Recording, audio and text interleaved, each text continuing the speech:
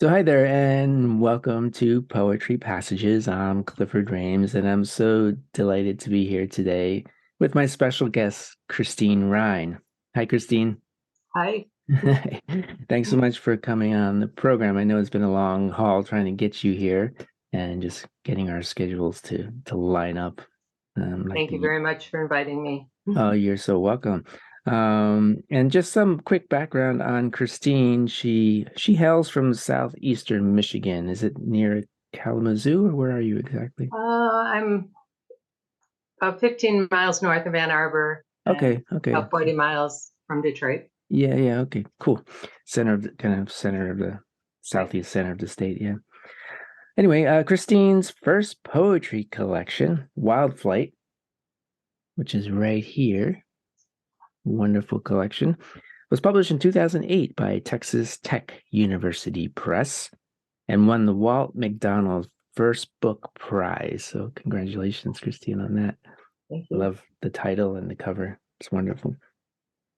Christine's poems have appeared in more than 70 literary journals, including Rattle Magazine, Michigan Quarterly Review, and the Southern Review.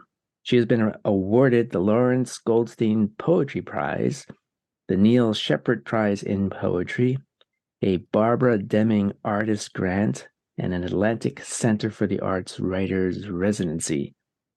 Christine's work has also been featured at Poetry Daily, Verse Daily, and the Writer's Almanac, as well as in many anthologies. And you mentioned to me as we were chatting beforehand that you just won another prize.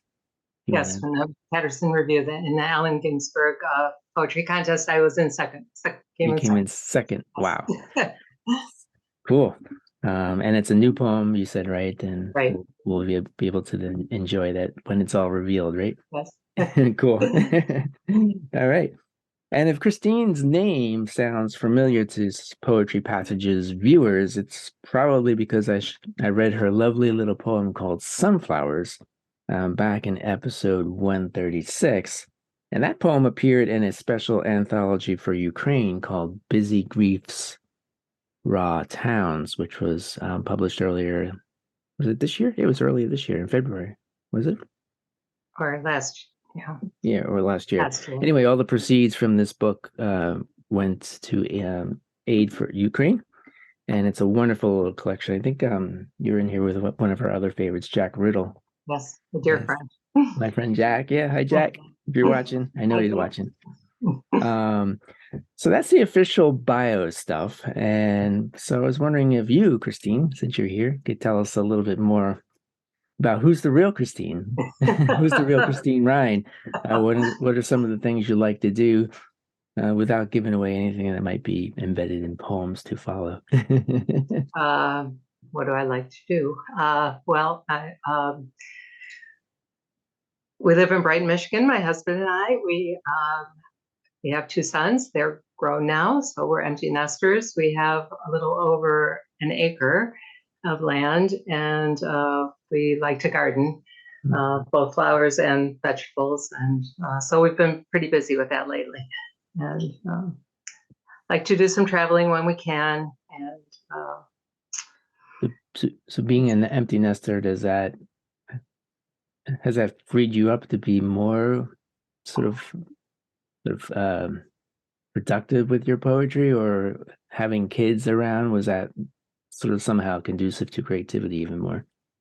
oh, it, it's sort of about the same, you It's about the same, yeah, know. yeah, Yeah. yeah. Yeah, because your book is a Wild Flight. There, I haven't read every single poem in it, but I know a lot of them have references to your family, particularly your husband, and then there seems to be a lot of sort of activity around the family and the surrounding nature in the book, and it's a lovely touch, which we'll see shortly when you get to Yes, reading I some should poems. mention that my sons were teenagers when and the poems in Wildfly were written. So anyway, Cool. that'll be revealed.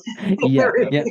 Okay. Um, so do you want to just jump right in and read us a poem? Yes, thought I would start with Tuning, Tuning.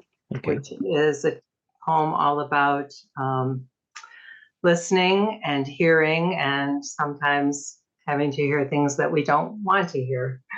And if anybody's got the book and is following along, it's on page 71.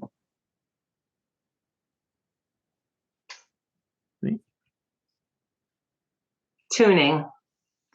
I try to tune out the boom, boom, boom from the shooting range 2 miles from my house and think of the people who live next door to the targets, or in the din of London and Berlin, where nightingales now sing 14 decibels louder to be heard by mates, quintupling the pressure in their lungs.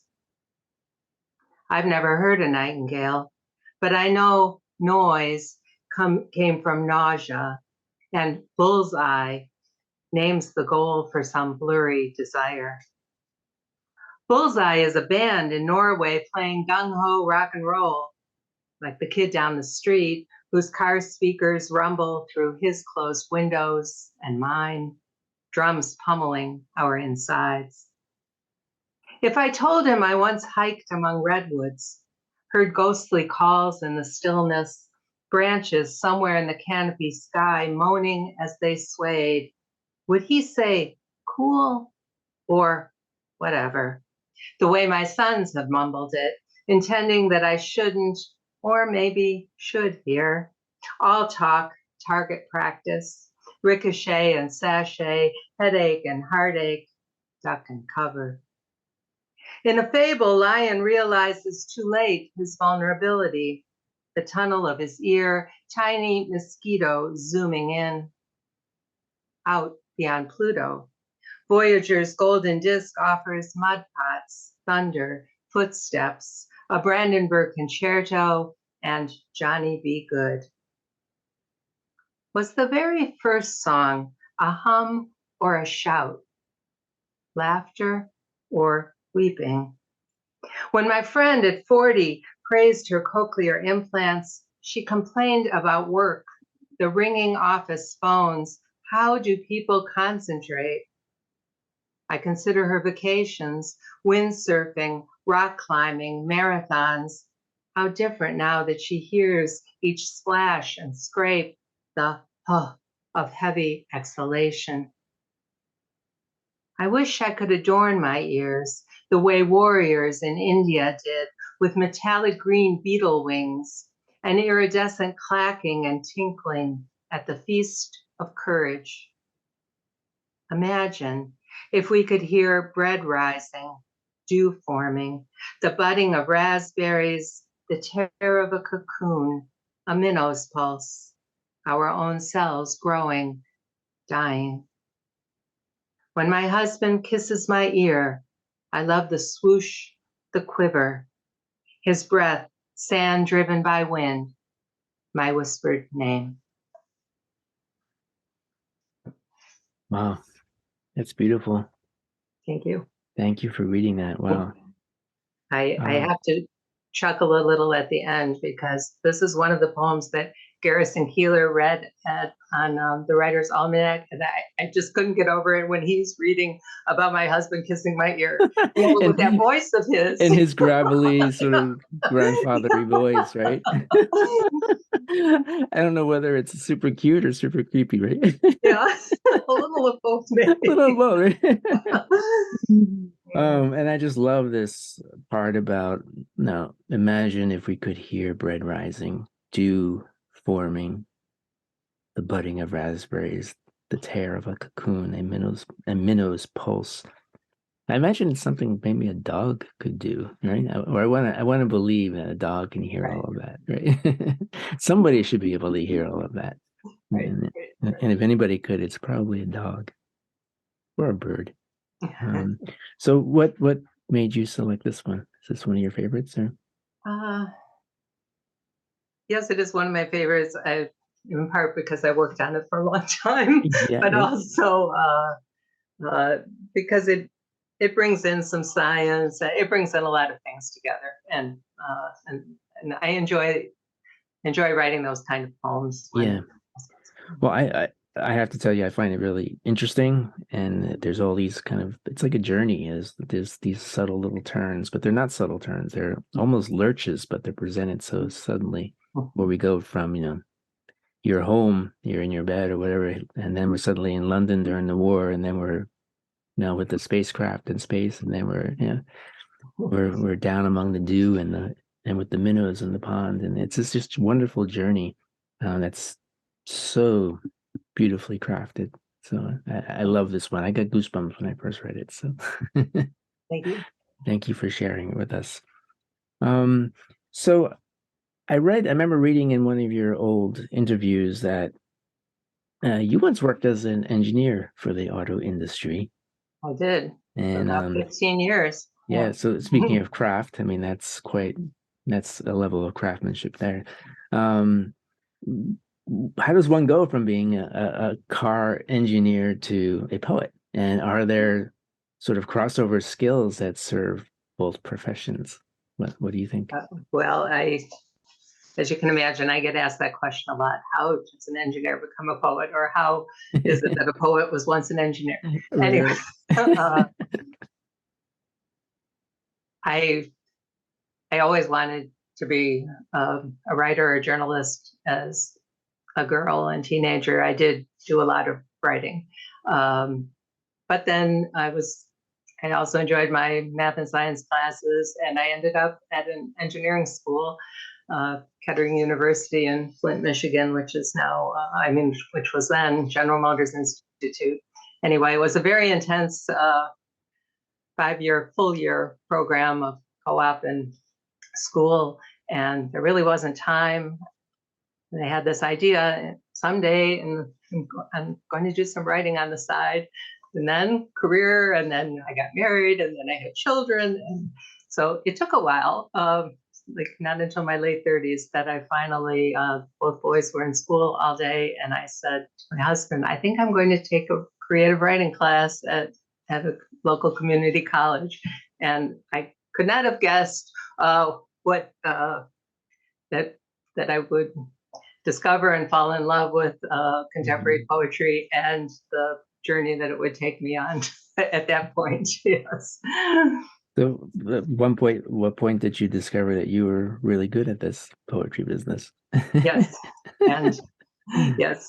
And it's where my heart is. Where your heart is. Engineering. Yes. Yeah. Well, I can imagine with engineering, there's a lot of tinkering. There's a lot of like penciling in and then erasing and then repenciling in and erasing and trying out new angles and seeing what happens if you turn it this way. I can imagine writing poetry is much the same process or similar, right? And that's as an introduction to this next poem. I was very fortunate to meet the poet Thomas Lux, and at the time I've talked with him a few times. Well, one time we talked about engineering and poetry because he was teaching at Georgia Tech, and so he was teaching poetry and writing to engineering students. And he said to me, this is what I tell them. I tell them, remember, a poem is a made thing, and writing requires rigor and trial and error, a lot of testing of different ideas and design work. And eventually all the components need to come together and operate and work together just so to power the poem. And those words stuck with me and inspired me to write a poem that explores both engineering and poetry. Yeah. Wow. How great that you met Thomas Lux. I mean, he's one of the greats. Yeah. He's a very wonderful human being too. Yeah, it was so sad when we lost him.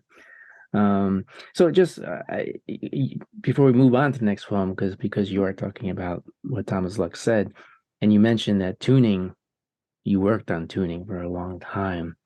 So that process of, forgive me for the pun, fine tuning, how how long did that take you? And do you look at the poem now and say, "Oh, I could change this and that," or are you done with that? Well, the good thing is that I'm happy with that one. There are other poems where I say, "Oh, I could have done that a little differently," but every poem is different. Some come together quickly, but for me, most do not, although a poet isn't supposed to admit that, right? Right. The reader is supposed to come to the page and think that this was created in It's just popped out of you, right? Right. one post. Doesn't work that way. Right, right. Well, you have an interesting form for the next poem. And do you want to talk about the form first, or read the poem first and then talk about the form? I think I'll talk about the form first. So, Okay. so this is a contrapuntal. At least that is the name that Michigan poets call this form. I have also heard it called mirror poem, and there are probably other names that I don't know of. But it's a poem constructed in two columns. The poem is titled Self-Portraits, Three-Way Mirror. Oops. And so the poem is meant to be read 3 times. I'll read the left column first, which is about engineering, the engineer me. Then the right column, which is about poet me. And then I'll read the poem across and weave it together into one linked poem. Right. So this is what it looks like. It's written in 2 columns. So as she said, we'll read first across, right? No, you're going to read first down. Yes. First left, then right, then across. And then across. Gotcha. Self-portraits, three-way mirror.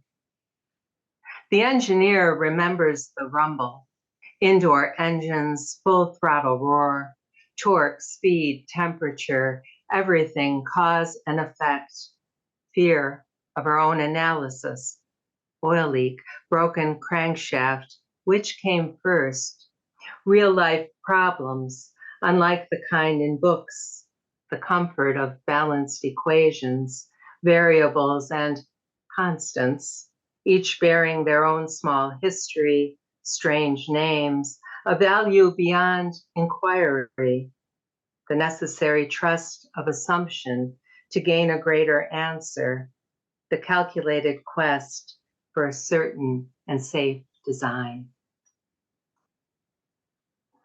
The poet, recalling childhood, a secret space between 2 pines, thrill of hiding, the tunnel, pungent green branches scratching her skin, a longing for something more than needles, that their posture of protection, the stories she told herself, complicated daydreams, recurring themes, she the hero, ponders doubts, the bright fur of caterpillar, surprise in the pull, push, crawl, or is it creep of her thoughts, skip of her pen, veering away from time, place, the notebook lines she is bound to ignore.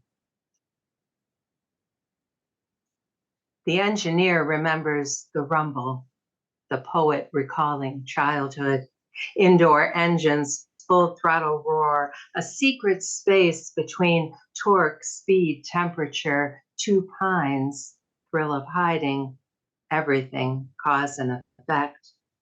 The tunnel, pungent green fear of her own analysis, branches scratching her skin, oil leak, broken crankshaft, a longing for something more than which came first.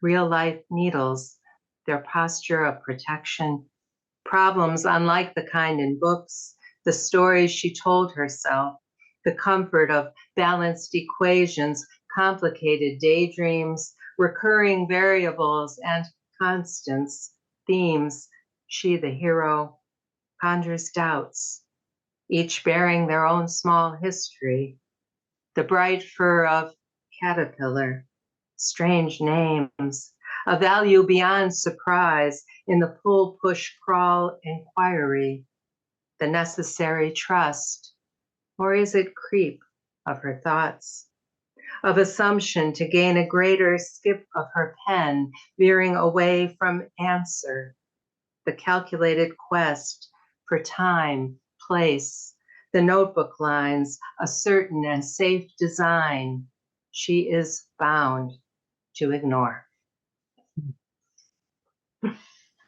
Wow. So yeah, essentially 3 poems in one.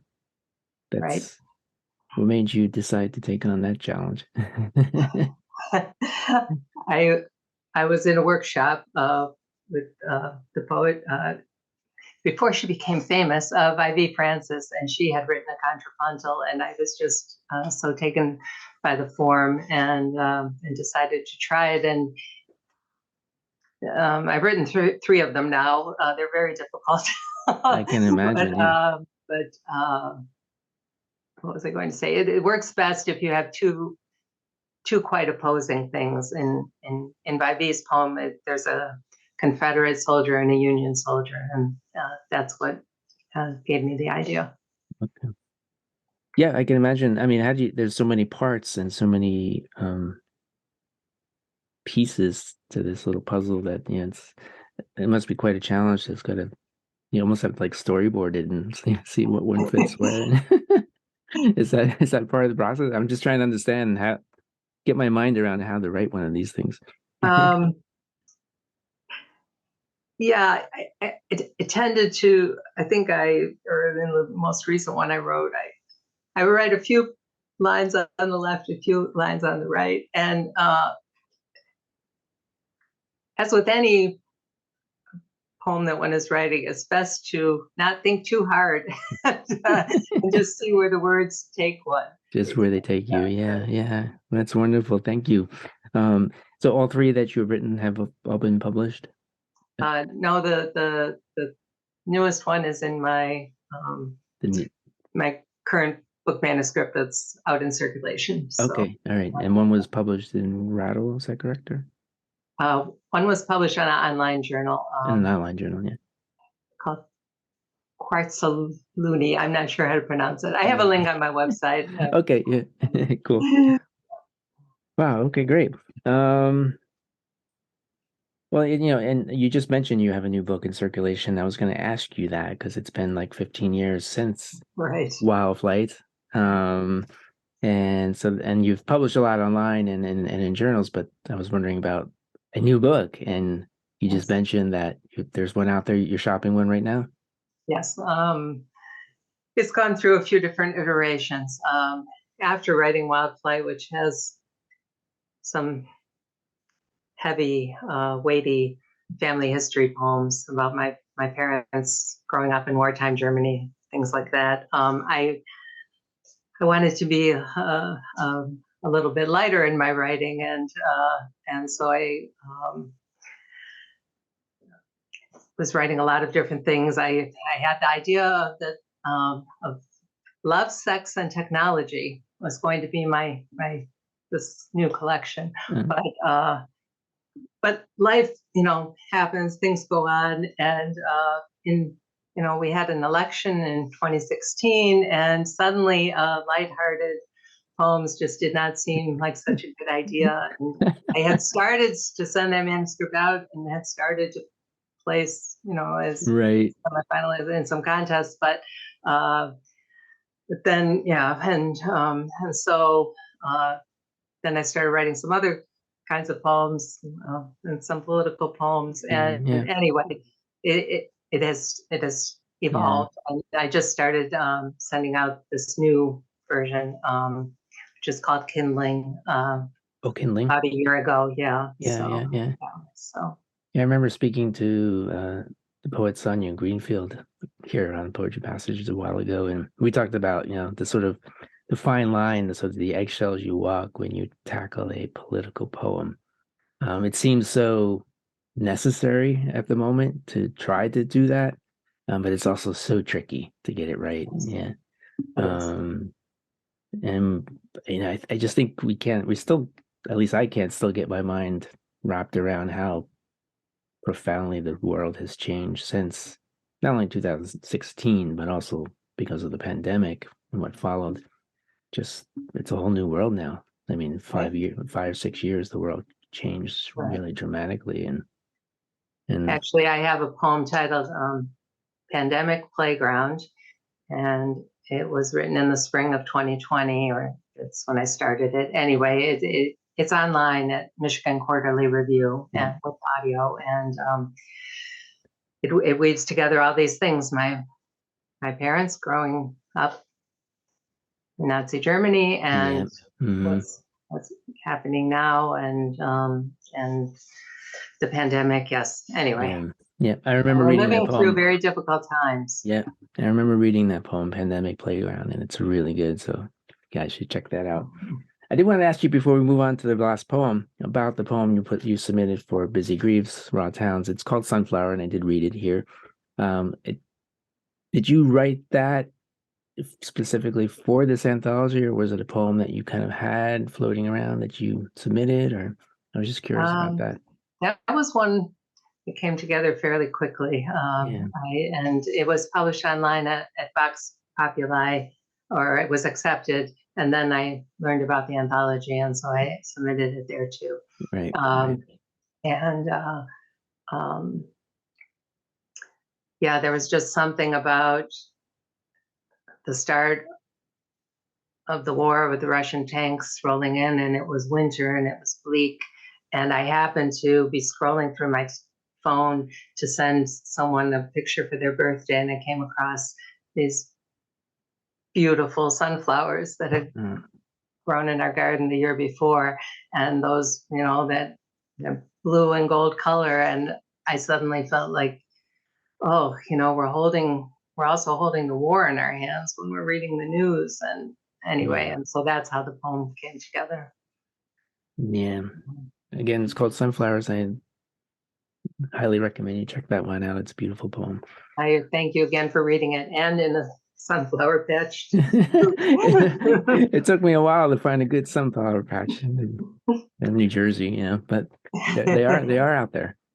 So the last poem is called "Upon Being Asked What I Believe In," and I asked you earlier about who's the real Christine Rhein, and then I was reading this poem. I was wondering, well, is this autobiographical, or should I even ask that? But I want you to read this one because it's so wonderful. But is there anything? Well, what would you say about it? Well, it is definitely autobiographical. I know that, I mean, occasionally I write persona poems that aren't about me at all, but this one is. And it's modeled after a poem by Dean Young, and Dean Young's poem title was "On Being Asked by a Student If He Should Ask Out Some Girl." And it's a wonderful poem. It's a long litany, and he never really answers the question.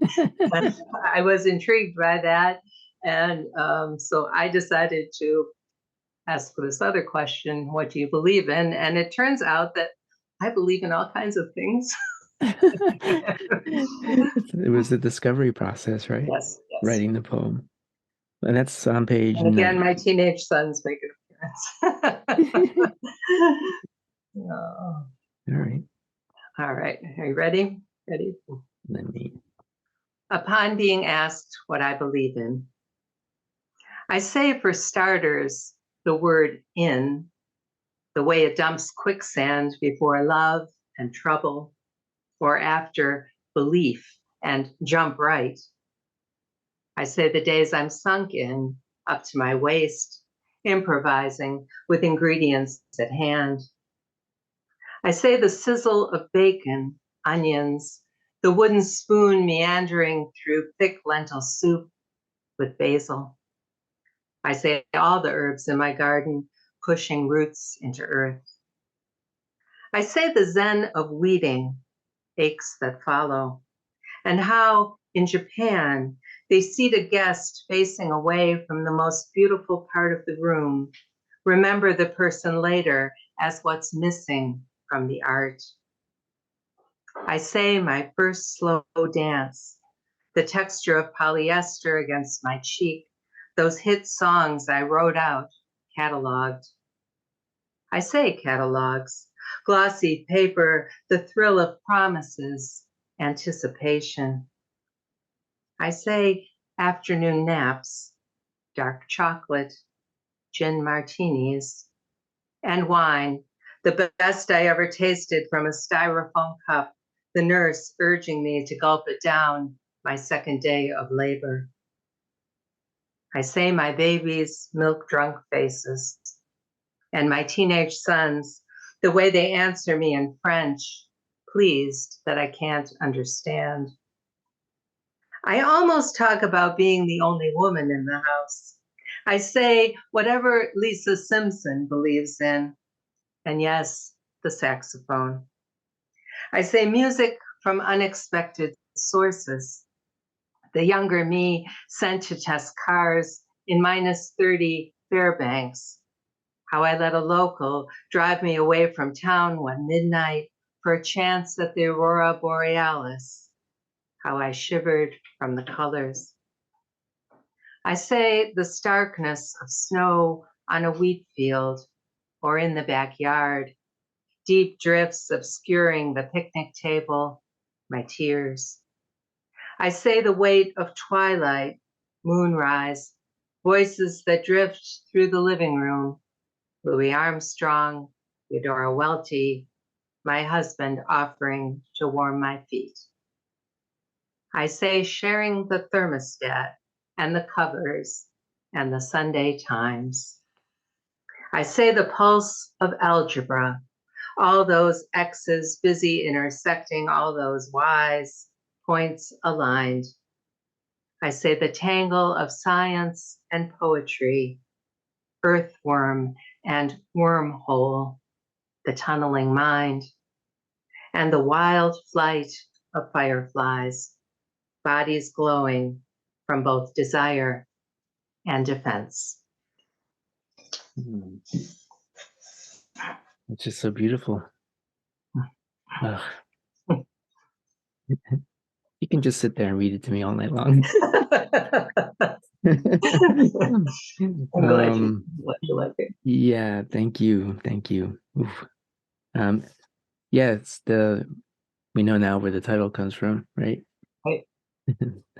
That wonderful line in the wild flight of fireflies, bodies glowing from both desire and defense. Oof.